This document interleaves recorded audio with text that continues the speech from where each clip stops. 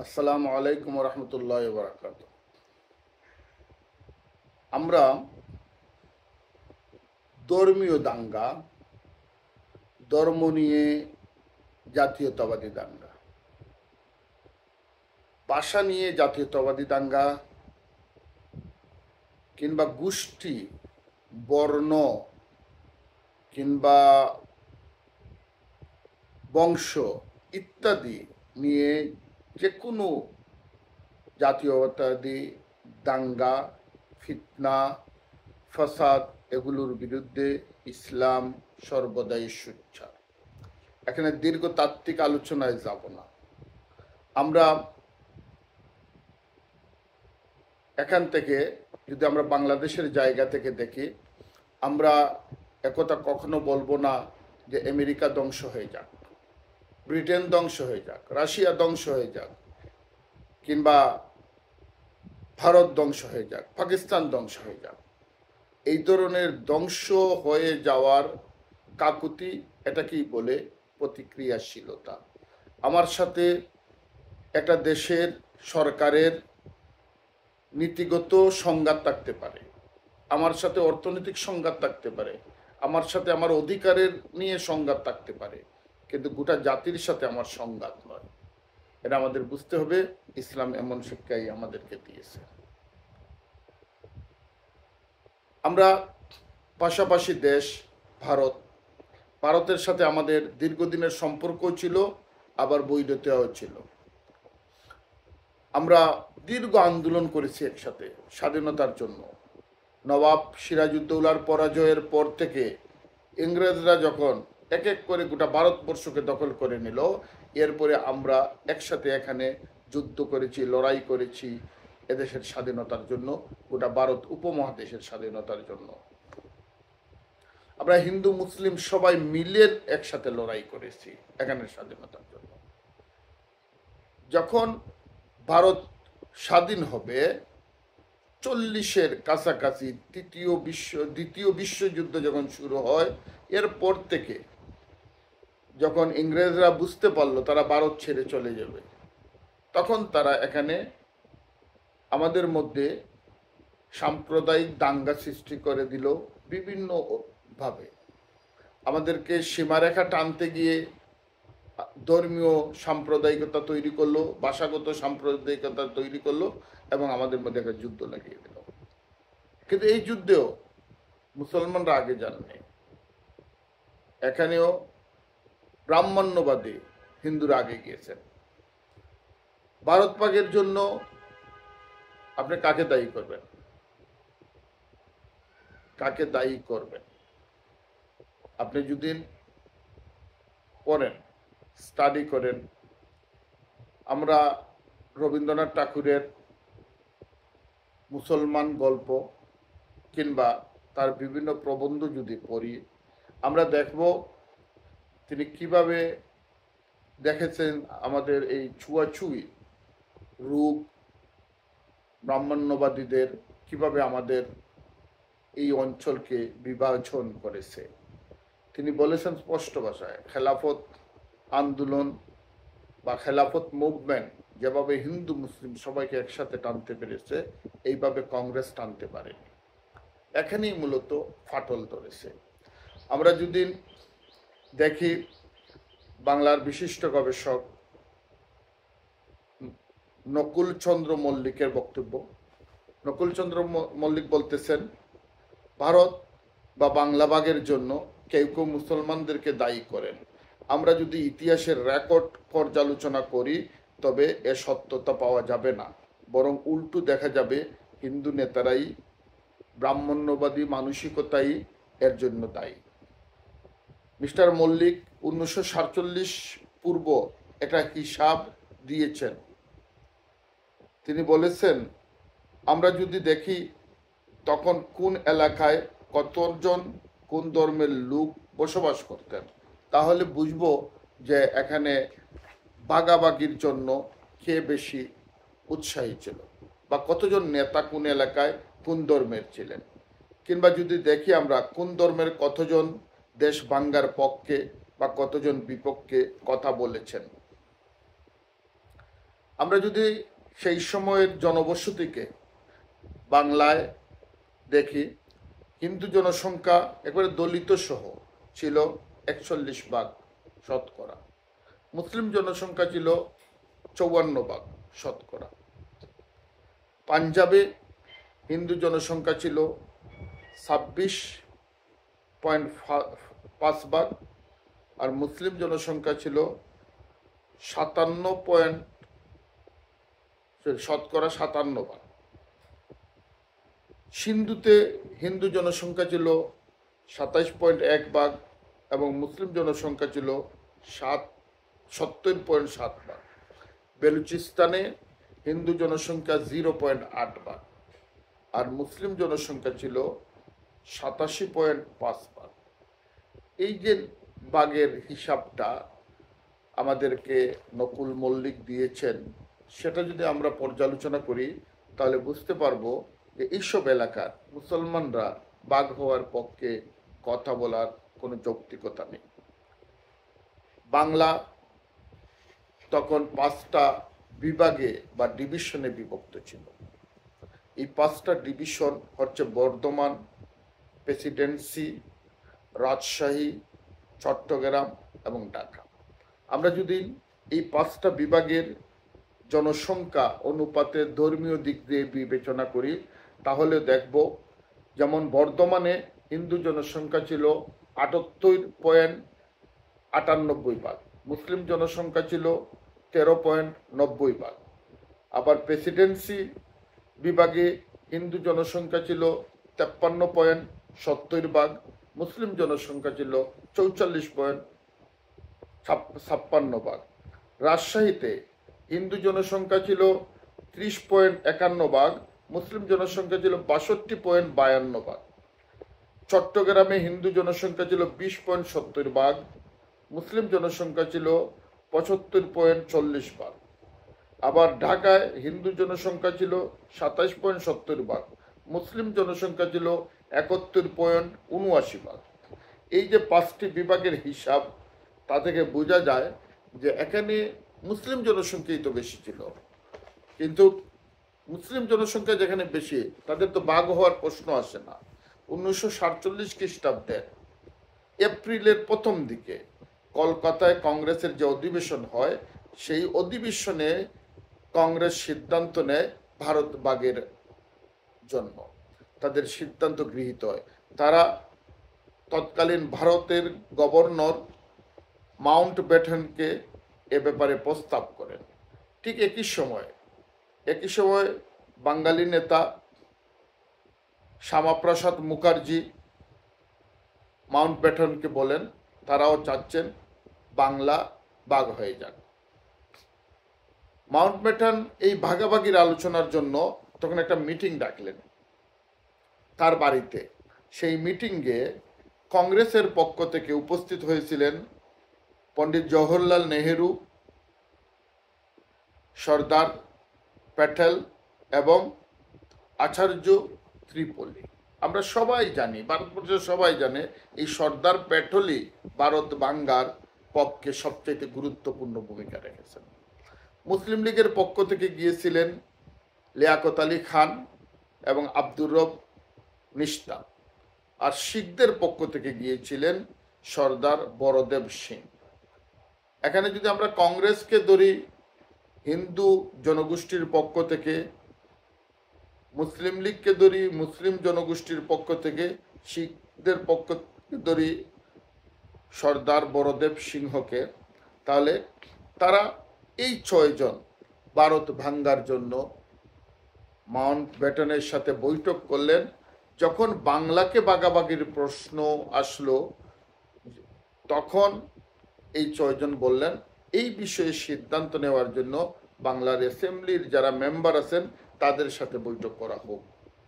তখন Mount Batten বেঙ্গলের অ্যাসেম্বলির সাথে বৈঠকের জন্য এখানে তারা কিছু নীতি নির্ধারণ করলেন যে যেসব অঞ্চলে মুসলিম জনসংখ্যা বেশি সেই সব অঞ্চলে মিটিংকে সভাপতিত্ব করবেন মুসলিম কোনো অ্যাসেম্বলি মেম্বার, আর যেসব অঞ্চলে হিন্দু জনসংখ্যা বেশি সেখানে সভাপতিত্ব করবেন হিন্দু কোনো অ্যাসেম্বলি মেম্বার। তখন অ্যাসেম্বলি মেম্বার ছিলেন বাংলায় 225 জন। 225 জন অ্যাসেম্বলি মেম্বার ছিলেন এবং জেলা ছিল প্রায় 28টি। 28-এর মধ্যে 11টি জেলা ছিল হিন্দু সংখ্যাগরিষ্ঠ, যেখানে অ্যাসেম্বলি মেম্বার ছিলেন প্রায় 80 জন। আর এখানে মুসলিম সংখ্যাগরিষ্ঠ এলাকায় ছিল 16টি, যেখানে অ্যাসেম্বলি মেম্বার ছিলেন 145 জন। হিন্দু সংখ্যাগরিষ্ঠ এলাকা ছিল যেমন বর্ধমান, নিব্রুম, বাঁকুড়া, হুগলি, হাওড়া, 24 পরগনা, পশ্চিমবঙ্গের খুলনা, জলপাইগুড়ি, দার্জিলিং ইত্যাদি এলাকা।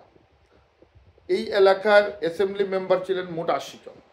80 জনের মধ্যে হিন্দু ছিলেন 54 জন, মুসলিম ছিলেন 21 জন, অ্যাংলো ইন্ডিয়ান ছিলেন 4 জন এবং খ্রিস্টান ইন্ডিয়ান ছিলেন 1 জন।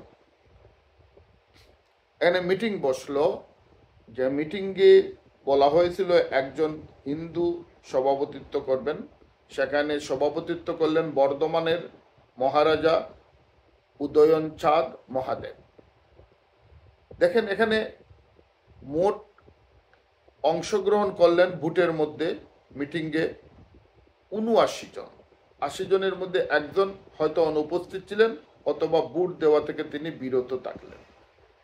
এই 79 জনের মধ্যে দেখুন যে কয়জন দিয়েছিলেন ভাঙ্গার পক্ষে আর কয়জন দিয়েছিলেন ভাঙ্গার বিরুদ্ধে।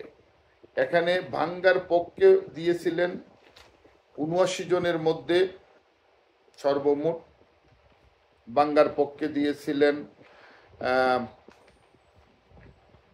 বেশিরভাগই হিন্দু অধ্যুষিত এলাকায়। ভাঙ্গার পক্ষে ভোট দিয়েছিলেন 21 জন। 21 জন ভাঙ্গার বিরুদ্ধে বলেছিলেন। 21 জন বলেছিলেন ভাঙ্গার বিরুদ্ধে আর 58 জন বলেছেন ভাঙ্গার পক্ষে। হিন্দু সংখ্যাগরিষ্ঠ অ্যাসেম্বলি মেম্বারদের মধ্যে 58 জন বলেছেন বাংলাকে ভেঙে ফেলতে হবে আর 21 জন বলেছেন বাঙ্গার বিরুদ্ধে। তাহলে দেখলাম আমরা কি বেশিরভাগই হিন্দু জনগোষ্ঠীর পক্ষ থেকে বাঙ্গার পক্ষে ছিলেন। আর যেখানে সভাপতি ছিলেন বর্ধমানের মহারাজা। এখন মুসলিম অধ্যুষিত এলাকা ছিল চট্টগ্রাম, ঢাকা, নোয়াখালী, ফরিদপুর, যশোর, মুর্শিদাবাদ, নদিয়া, বগুড়া, দিনাজপুর, মালদা, পাবনা, রাজশাহী, রংপুর ইত্যাদি 16টি জেলা বা এলাকা। এখানে মেম্বার ছিলেন 145 জন। 145 জনের মধ্যে 103 জন ছিলেন মুসলিম অ্যাসেম্বলি মেম্বার এবং 41 জন ছিলেন হিন্দু এবং ইন্ডিয়ান খ্রিস্টান ছিলেন মাত্র 1 জন। এই যে সর্বমোট 145 জন মেম্বারের মধ্যে 2 জন সম্ভবত অনুপস্থিত ছিলেন। 2 জন অনুপস্থিত ছিলেন। দেখা গেল মুসলমানদের এই ভাঙ্গার বিরুদ্ধে 106 জন কি করলেন? 106 জনই এই এলাকায় যে মিটিংটা হলো হিন্দু মুসলমান অ্যাসেম্বলি মেম্বারদের মধ্যে, এর মধ্যে 106 জন ছিলেন বাংলাকে বাঙ্গার বিরুদ্ধে, মাত্র 35 জন ছিলেন বাঙ্গার পক্ষে। তাহলে আমরা দেখলাম কি মুসলিম সংখ্যাগরিষ্ঠ অ্যাসেম্বলি মেম্বাররা বাঙ্গার বিরুদ্ধে ছিলেন। তাহলে কিভাবে বলবো আমরা যে মুসলমানরা বেশিরভাগ বাঙ্গার পক্ষে ছিলেন? কারা উপস্থিত ছিলেন? আপনি যদি দেখেন যে হিন্দু যেটা মিটিং হয়েছিল হিন্দু অধ্যুষিত এলাকায়, সেখানে নেতৃত্ব দিয়েছেন ডক্টর শ্যামাপ্রসাদ মুখার্জি, মহারাজ উদয় চাঁদ মহাদেব, মুকুন্দ বিহারী মল্লিক, রতনলাল ব্রাহ্মণ, জ্যোতি বসু প্রমুখ। আর মুসলিম অধ্যুষিত এলাকায় নেতৃত্ব দিয়েছেন শহীদ হোসেন সোহরাওয়ার্দী, M.E. ইস্পাহানি, এরপরে আব্দুর রহমান, মুশাররফ হোসেন প্রমুখ। তখন গান্ধী বলেছিলেন, আমাদের করমচাঁদ গান্ধী, তিনি বলেছিলেন যদি ভারত ভাগ হয় তাহলে আমার লাশের উপর দিয়ে ভারত ভাগ হতে হবে। কিন্তু দেখা গেল গান্ধীর লাশের উপর দিয়ে নয়, ভারত তার নিজের সম্মতিতেই ভাগাভাগি হয়েছে। মোট কথা, ভারতকে ভাঙ্গার জন্য কোনোভাবেই মুসলিম নেতাদেরকে দায়ী করা যাবে না, কখনো মুসলিম নেতারা দায়ী নয়। যখন আসামের প্রশ্ন আসলো যে আসামকে দিয়ে দিল ভারতের সাথে, তখন এখানে একদল মুসলিম লীগ নেতারা বললেন না, আসাম আমাদের, সিলেট আমাদের। এখানে গণভোট হলো, গণভোটের মাধ্যমে আসামের সিলেট অংশ তারা পূর্ব পাকিস্তানের সাথে চলে আসলেন, যেটা বর্তমান সিলেট। ভারতে মোট প্রায় 147 কিংবা 150 কোটি নাগরিক, যার মধ্যে 20 কোটি বা 25 কোটি হচ্ছেন মুসলমান। আমরা ভারত ধ্বংসে হয়ে যাব, এটা তো কখনো যেতে পারি না। কারণ ভারতে আমাদের প্রায় 30 কোটির কাছাকাছি মুসলমান রয়েছে। যেখানে এত মুসলমান আমাদের, যেখানে আমরা কিভাবে প্রত্যাশা করি তারপরে করবো যে ভারত ধ্বংস হয়ে যাবে, কিংবা যেখানে মানুষ আছে সেখানের সাথে আমাদের কোনো ধ্বংস হয়ে যাওয়া বা ভারতের ভেতরে হিন্দু মুসলিম দাঙ্গা হোক, সেটাও তো আমরা চাই না। আমরা যেমন আমাদের সরকারের বিরুদ্ধে অধিকারের জন্য লড়াই করি, আমরা যেমন আমাদের দেশের ভেতরে আমাদের প্রশাসকের সাথে অধিকারের জন্য লড়াই করি, তেমনিভাবে আমরা আন্তর্জাতিকভাবে আমাদের অধিকারের জন্য যে কোনো দেশের বিরুদ্ধে, যে কোনো অঞ্চলের বিরুদ্ধে, যে কোনো সরকারের বিরুদ্ধে লড়াই করতেই পারি। এটা আমাদের অধিকার, এটা আমাদের ন্যায্য অধিকার। আমরা মামলায় যেতে পারি আন্তর্জাতিক আদালতে, আমরা জাতিসংঘের কাছে যেতে পারি, আমরা আমাদের নদীর যে পানি বন্টন অধিকার যেতে পারি, আমরা আমাদের সীমানায় নিরাপত্তার জন্য লড়াই করতে পারি, আমাদের পতাকার জন্য লড়াই করতে পারি, আমাদের সার্বভৌমত্বের জন্য লড়াই করতে পারি। এর অর্থ এটা নয় যে আমরা ভারত বিরোধী বা আমরা ভারতের মানুষের বিরুদ্ধে। আমি একথাও জানি যে হিন্দু যারা থাকেন তারা ভারতকে ধর্মীয় দৃষ্টিকোণ থেকে সম্মান করে থাকেন, যেভাবে আমরা মক্কা মদিনাকে কিংবা ফিলিস্তিনের আল আকসাকে সম্মান করি। আমি তাদের এই সম্মানকেও সম্মান জানাই, তাদের এই সম্মানকে আমরা অসম্মানই করি না। কারণ ধর্মীয় ব্যাপারে আমাদের এখানে কোনো সাম্প্রদায়িক চিন্তা নেই। আমরা শুধু এতটুকু বলতে চাই যে ভারত আমাদের, চীন আমাদের, সৌদি আরব আমাদের, আমেরিকা আমাদের, ব্রিটেন আমাদের, যেখানে মানুষ আছে সবগুলোই আমাদের। আমরা শুধু যেখানে দাঁড়িয়ে থাকবো সেই জায়গার অধিকারের জন্য, সেই জায়গার নিরাপত্তার জন্য কথা বলবো, লড়াই করব। কেউ যদি আমাদের মধ্যে সাম্প্রদায়িক দাঙ্গা, জাতীয়তাবাদী দাঙ্গা তৈরি করতে চায়, আমরা সচেতন থাকবো, আমরা খুবই সচেতন থাকবো। আমরা কোনো ধরনের উগ্রবাদিতা মাথায় নিয়ে লড়াইয়ে অংশ নেব না। আমি ভারতের যারা আছেন হিন্দু মুসলমান তাদেরকেও বলবো, বাংলাদেশে যারা আছেন হিন্দু মুসলমান তাদেরকেও বলবো যে আমরা সাধারণ মানুষ, আমরা কোনো দেশের বিরুদ্ধে নয়, আমরা আমাদের অধিকারের জন্য, আমরা আমাদের নিজের উন্নতির জন্য আমরা বলি আমাদের কথা। এটার নাম জাতীয়তাবাদ নয়, এটার নাম হচ্ছে মানবতাবাদ। ধন্যবাদ সবাইকে। আসসালামু আলাইকুম।